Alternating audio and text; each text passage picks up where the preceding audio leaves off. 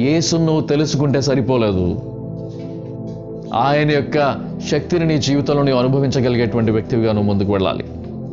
యేసును గూర్చి వింటే సరిపోలేదు, యేసును చూసినాడు, యేసు ఎవరో తెలుసుకున్నాడు పేతురు తన సహోదరుడైనటువంటి ఆంద్రేయ ద్వారా. కానీ తన జీవితంలో ఆయనను కలిగి ఉన్నటువంటి అనుభవం తన జీవితంలో లేదు. ఆ అనుభవం ఎప్పుడైతే వచ్చిందో యేసు కొరకు సాక్షిగా తన జీవితాన్ని తీసుకొని వెళ్ళగలిగినాడు. ఈ దినాన నీ ఆధ్యాత్మిక విశ్వాస జీవితాన్ని కొనసాగించినటువంటి ఈ నీ జీవిత యాత్రలో యేసు ఎవరో తెలిసినటువంటి వ్యక్తి అయి ఉండొచ్చు. నువ్వు యేసు ఎవరో ఎరిగినటువంటి అనుభవం కలిగినటువంటి వ్యక్తి అయి ఉండొచ్చు. యేసును గూర్చినటువంటి వినినటువంటి వ్యక్తి అయి ఉండొచ్చు.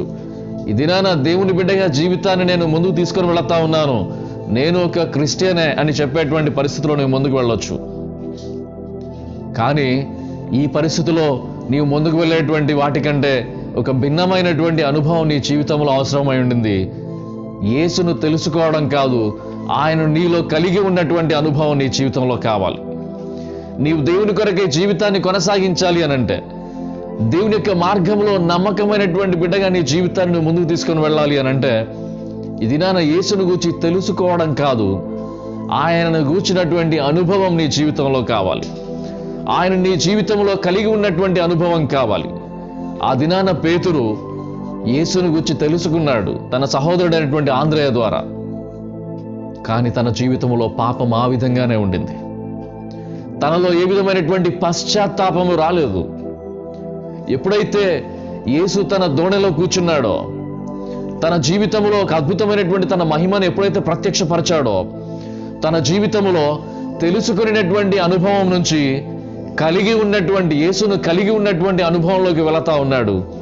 ఈ క్రమంలోనే తాను ఏ స్థితిలో ఉన్నాడో తాను ఎరిగినటువంటి వాడై ప్రభు యొక్క సన్నిధానంలో ఆయన పాదముల ఎదుట సాగిలపడి, ప్రభువా నేను పాపాత్ముని, నన్ను విడిచిపెట్టి వెళ్ళిపో అని తన స్థితిని దేవుని ఎదుట పశ్చాత్తాపముతో ఒప్పుకుంటున్నటువంటి పరిస్థితి.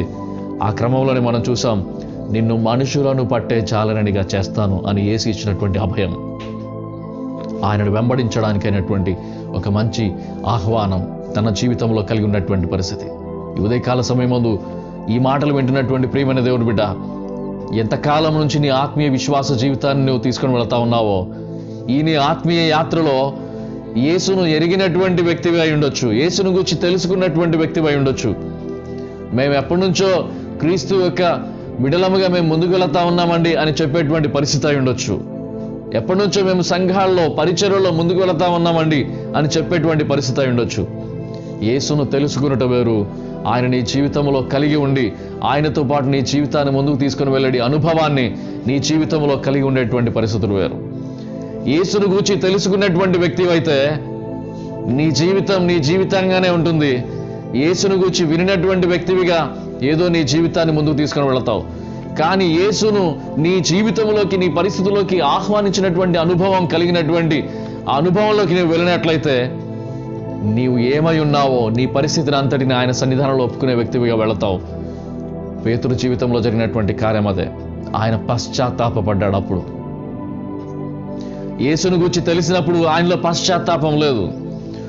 ఆయన ఎప్పుడైతే తన ధోనిలో తనతో పాటు ఉన్నాడో, తన జీవితంలో ఎప్పుడైతే దేవుడు కార్యం చేయడం ప్రారంభించబడిందో, తన స్థితిని ఆయన ఒప్పుకొని ప్రభు యొక్క సన్నిధానంలో తాను పశ్చాత్తాపడి ప్రభు యొక్క సన్నిధానంలో తనను తాను దేవునికి అప్పగించుకున్నటువంటి వ్యక్తివిగా తన జీవితాన్ని అనుభవాత్మకమైనటువంటి క్రీస్తును కలిగినటువంటి మార్గంలో తన జీవితాన్ని తీసుకుని వెళ్ళడం ప్రారంభించాడు.